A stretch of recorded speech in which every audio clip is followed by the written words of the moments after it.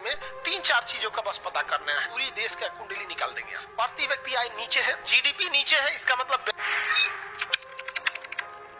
देश में अगर कोई भी आदमी पीछे है ना तो आपका प्रति व्यक्ति आय प्रभावित होगा, क्योंकि प्रति व्यक्ति आय में पर कैपिटा इनकम में देश का टोटल आय और बटा टोटल जनसंख्या रखा जाता है। तो आप समझिए ध्यान से, कोई भी देश अगर किसी देश के बारे में आपको जानकारी जुटानी है तो उस देश के बारे में तीन चार चीजों का बस पता करना है। सबसे पहला, उस देश का जीडीपी कितना है, ग्रॉस डोमेस्टिक प्रोडक्ट, इसी के आधार पे आप जीएनपी एनएनपी तक पहुंच जाएंगे, निकाल लेंगे। दूसरा आपको पता करना है उस देश के बारे में पर कैपिटा इनकम कितना है, सीपीआई, पर कैपिटा इनकम कितना है। इन दो चीज अगर आपको पता चल गया, पूरी देश का कुंडली निकाल देंगे आप। प्रति व्यक्ति आय नीचे है, उस देश में खुशहाली बहुत कम होगा।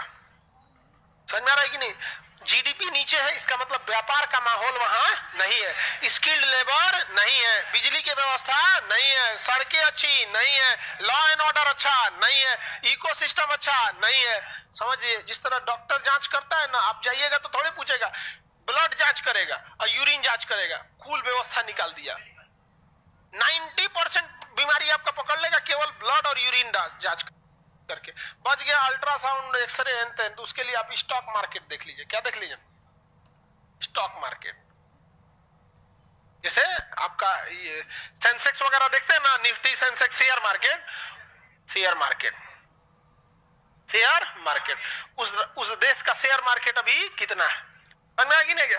पाकिस्तान का टोटल शेयर मार्केट से ज्यादा तो टाटा का है, पूरे पाकिस्तान का जितना है ना उससे ज्यादा टाटा का है, और हम लोग से बोलता है लड़ने के लिए। किसी दिन टाटा का दिमाग घसका नहीं है, जिस तरह से अडानी आगे बढ़ रहा है ना, ये कोनो दिन ठीक नहीं, कराची उराची सब ले ले। तो ये तो अभी आगे की चीज है, आपको अभी पढ़ाए नहीं है, तो स्टॉक मार्केट उसको बाद में समझेंगे। ये तीन चीज अगर आप समझ गए, आपका काम बन गया। प्रति व्यक्ति आय अगर कम है तो कभी भी आप उस देश की खुशहाली की कल्पना नहीं कर सकते। तो जनसंख्या का हम लोग बार बार जो कहते हैं जनसंख्या, अब आप बताइए, कोई देश, कोई विदेशी कंपनी हमारे देश में आती है तो सबसे पहले देखेगी प्रति व्यक्ति आय कितना है, प्रति व्यक्ति आय कितना है।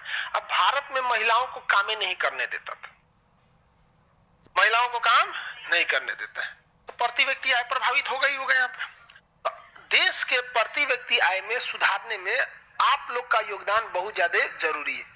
आप लोग पीछे रह गए, थोड़ा सा बराबर में आइए। समझ में आ रहा है कि नहीं आ रहा है? और जब भी समाज अपने ट्रांजिशन फेज में होता है तो उस समय आपको समाज के हिसाब से चलना होता है। अभी समाज महिला और पुरुष को लेकर ट्रांजिशन फेज में है, ठीक है, अपने टॉप फेज पे नहीं है।